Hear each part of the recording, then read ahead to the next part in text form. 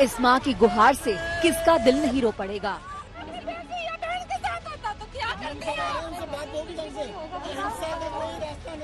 आप एक औरत हैं, आप तो समझ सकती हैं ना, औरत की मान मर्यादा क्या होती है, सबसे बड़ी एक इज्जत होती है। इस पिता की पुकार पर कौन विचलित नहीं होगा। हमें इंसाफ चाहिए सर, फांसी होना चाहिए। सजा ऐसे लोगों को जो कि क्या कहते मेरी बेटी साथ में ऐसा अत्याचार किया है, वो ऐसे फांसी की सजा होनी चाहिए। इस भाई भाभी की आवाज को भला कौन अनसुना कर देगा। यहाँ पे बोल रहे हैं कि तुम्हारी लड़की अगर कोरोना से मर जाती तो मुआवजा मिल जाता, ये सब धमकियाँ मिल रही हैं, पापा को धमकाया जा रहा है। लेकिन यूपी पुलिस को न इनके आंसू दिख रहे हैं, न इनकी गुहार कानों तक पहुंच रही है। यूपी पुलिस शुरू से ही गैंगरेप की थ्योरी को नकार रही थी, अब सबूत भी दिखा रही है। तो दिल्ली के पीएम रिपोर्ट में जो मृत्यु का कारण आया है वो गले में चोट होने के कारण और उसके दौरान जो ट्रॉमा होता है उसके कारण आना बताया गया। जो विधि विज्ञान प्रयोगशाला की रिपोर्ट भी अब प्राप्त हो गई है, जिसमें यह स्पष्ट रूप से बताया गया है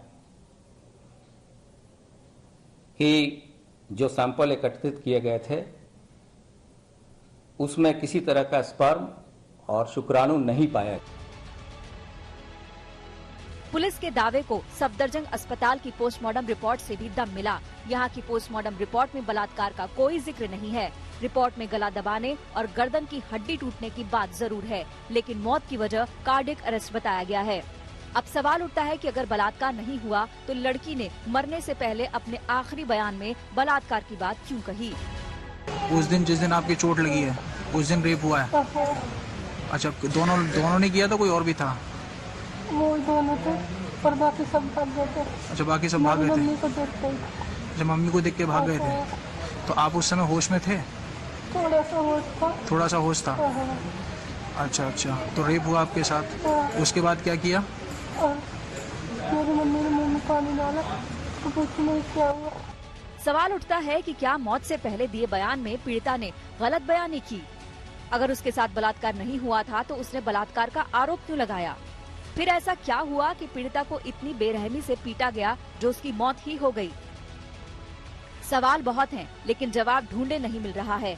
पुलिस और यूपी प्रशासन के रवैये ने शक को और भी गहरा दिया है। आपने मुझे क्यों कहा कि आप मेरा काम नहीं करने देंगे? आपने क्यों गलत बयानी की और झूठ बोला लगातार? हाथरस जाने से मीडिया को रोका जा रहा है।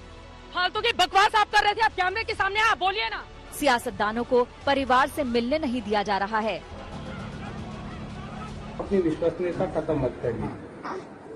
तो मीडिया वाले मैं आपको बता दूं, आज अभी आधे चले गए, कल सुबह तक आधे और निकल जाएंगे, 2-4 बचेंगे कल शाम, और हम ही आपके साथ खड़े हैं। पुलिस वाले कुछ बता नहीं रहे हैं।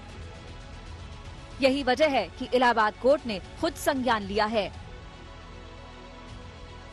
कोर्ट ने हाथरस मामले में यूपी के DGP, ADG law and order, Hathras के डीएम और एसपी को नोटिस भेजा है। सभी को 12 अक्टूबर को अदालत में हाजिर होने के निर्देश दिए गए हैं। कोर्ट ने हाथरस पुलिस के अमानवीय बर्ताव पर सवाल उठाए हैं। घर वालों की मर्जी के खिलाफ जाकर लड़की का जबरदस्ती अंतिम संस्कार करने पर भी नाराजगी जताई है।